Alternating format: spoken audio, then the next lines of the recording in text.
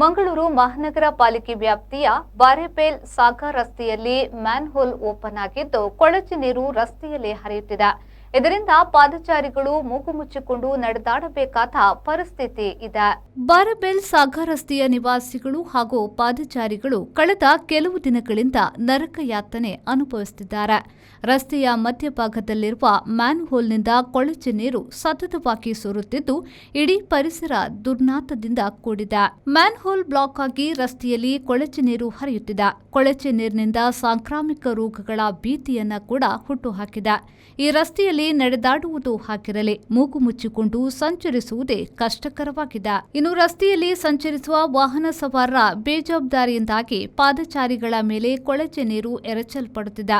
ಇದರಿಂದಾಗಿ ಶಾಲಾ ಮಕ್ಕಳು ಮತ್ತು ಕೆಲಸಕ್ಕೆ ಹೋಗುವವರು ತೀವ್ರ ಸಂಕಷ್ಟಕ್ಕೆ ಸಿಲುಕಿದ್ದಾರೆ.